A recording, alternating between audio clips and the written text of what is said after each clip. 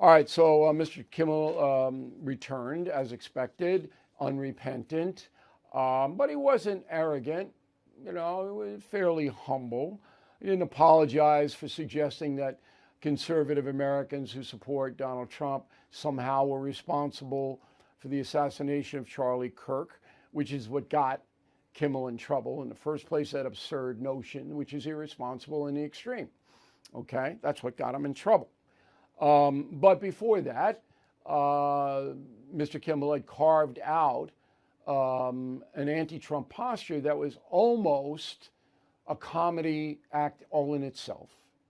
It wasn't funny, but it was so absurd every single night. Colbert and Kimmel, all right, we got it. You don't like the guy. So anyway, I'm going to run down a few clips. We'll analyze them, and we'll get some reaction. And then I will give my personal advice to both President Trump and Jimmy Kimmel, which I'm sure they're all going to write down and do exactly what I suggest. All right, so Kimmel opens it up last night with this. Go. I want to thank everyone who checked in. It would take all week to list all of them, but some that I do especially want to mention are my fellow late-night talk show hosts, my friend Stephen Colbert, who's found himself in this predicament, my friends Jon Stewart, Seth Meyers, Jimmy Fallon, John Oliver, Conan O'Brien, James Corden, Arsenio, Kathy, Wanda, Chelsea, even Jay reached out. I heard from late-night hosts in other countries, from Ireland and from Germany. The guy in Germany offered me a job. Can you imagine? This country has become so authoritarian. The Germans are like, come here. All right, it's okay. Not object. And my personal view is I don't want Jimmy Kimmel banished or anything. I don't believe in that cancel stuff.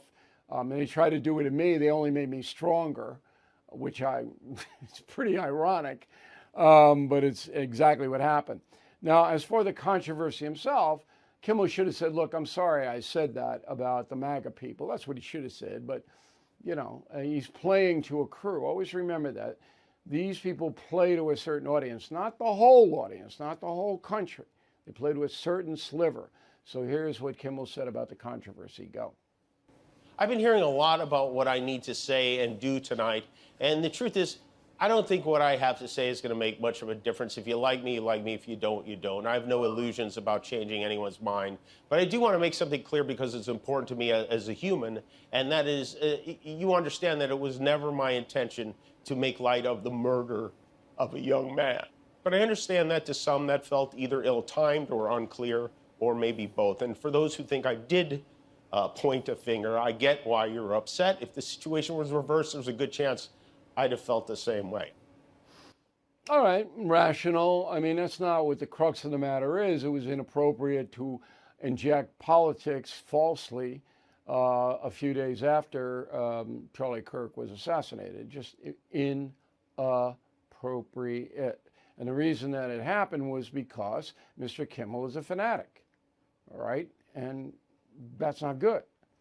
All right, the third one and the last one is about the overall issue of expression. Go. This show is not important. What is important is that we get to live in a country that allows us to have a show like this. Yeah!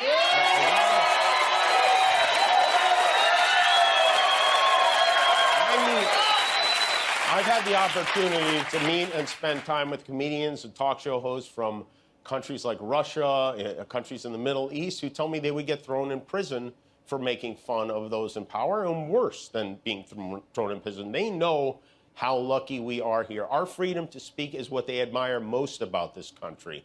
And that's something I'm embarrassed to say I took for granted until they pulled my friend Stephen off the air and tried to coerce the affiliates who run our show in the cities that you live in to take my show off the air. That's not legal. That's not American. That is un-American, and it is so dangerous.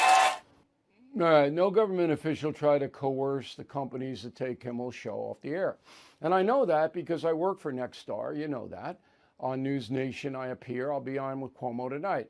That's not what that company did. The company, Nexstar, reacted to its local viewership, which was outraged about what Jim said.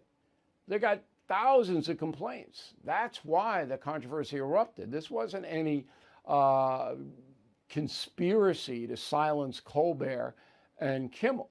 Now, to be fair and honest, President Trump doesn't like those people and would be happy if they disappeared. That is the truth. And my advice to President Trump is don't bother with this. You got three big things to do. I mean, major historical things that President Trump is facing.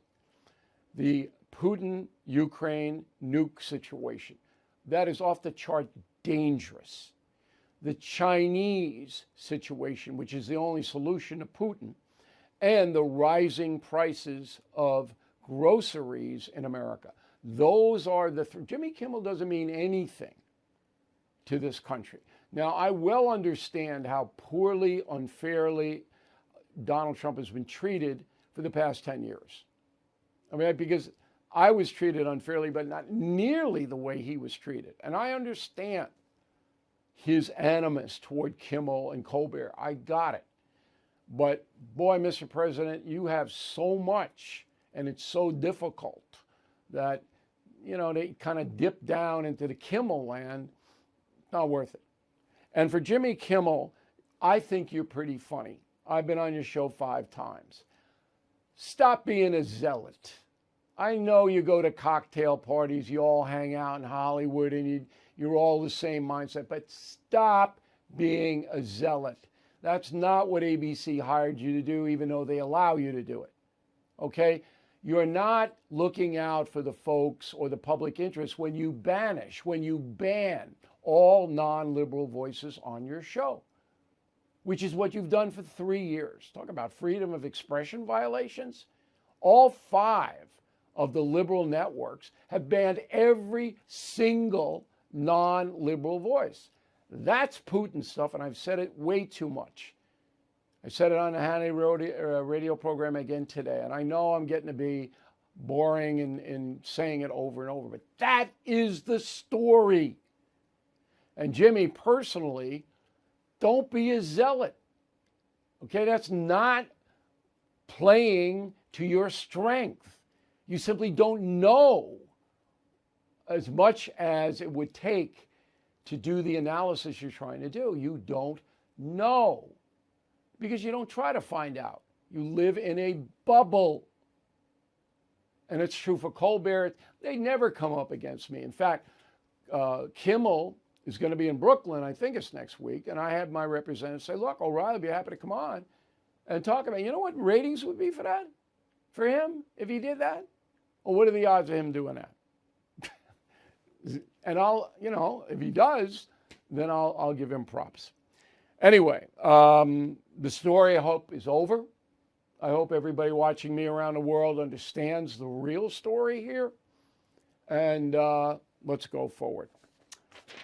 All right, reaction, CNN, typical, roll of tape on them.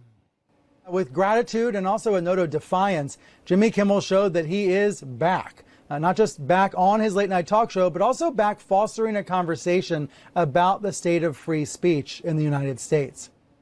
Well, that's a total distortion. Mr. Kimmel isn't fostering any conversation about free speech because he doesn't allow any non-liberal voices on his program. And this stuff happens every single day. How about The View, Joy Behar? Go. The thing that's interesting about this to me is that autocrats, dictators, go after comedians. He's not the first. Trump is not the first one to do this. Putin, for example, his first actions when he took power was to take over a TV network that aired a comedy show that mocked him with puppets. No, I'm not going to say that that comedy show might be The View, but that would be cruel, and I'm not going to do it. Talking about puppets. But anyway, now Trump is Putin. So last week he was Hitler. Now he's Putin. Next week he'll be Mao Zedong. Then Henry VIII. All the characters in my book, Confronting Evil, that's what Trump's going to be on extending weeks. And here's a serious thing. Charlie Kirk's organization, Turning Point, put this out. Quote, "Not good enough, Jimmy. It's simple. Here's what you need to say. I'm sorry for saying the shooter was MAGA. He was not. He was of the left. I apologize for the Kirk family for lying. Please accept my sincere apology. I will do better. I was wrong, unquote. That is the turning point reaction.